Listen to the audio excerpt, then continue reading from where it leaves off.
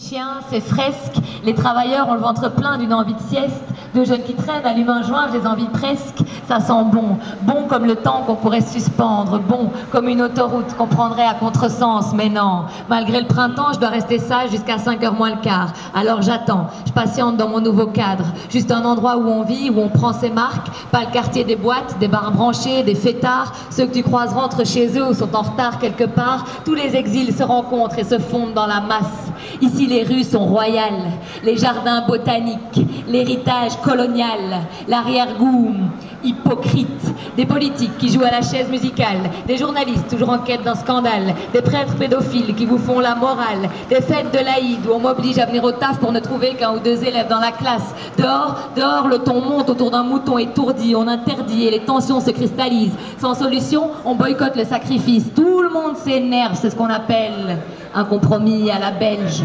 Mon pays n'est pas que plat, il est immobile. Je crois qu'il est trop petit pour moi, c'est pas de l'ironie.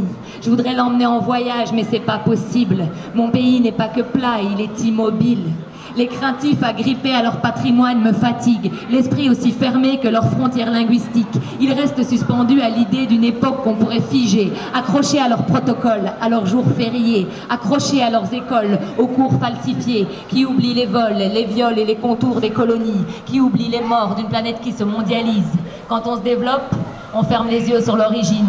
En attendant, les seules étoiles qui brillent encore dans ma ville sont celles méprisantes de leurs hôtels hors de prix. On s'imagine une croissance infinie, sans victime ni limite, ni contrepartie, une pollution sans maladie, une solution capitaliste. On croit vraiment à la relance économique et on se mange un bon traité transatlantique. On m'a dit, oh petite, faut pas cracher dans la soupe, hey, je vois pas le problème si c'est quand même moi qui la bouffe, non, je vois pas le problème si c'est quand même moi qui la bouffe. Mon pays n'est pas que plat, il est immobile. Je crois qu'il est trop petit pour moi, c'est pas de l'ironie. Je voudrais l'emmener en voyage, mais c'est pas possible. Mon pays n'est pas que plat, il est immobile.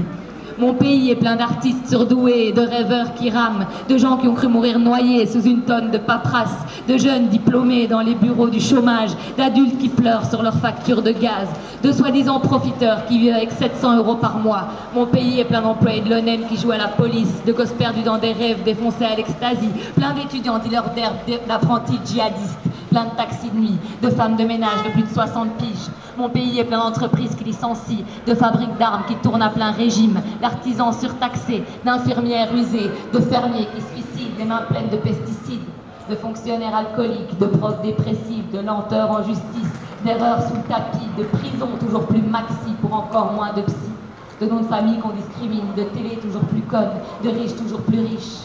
Bienvenue en Belgique, pays de la pluie et des frites. On a tous perdu le sens, perdu le fil.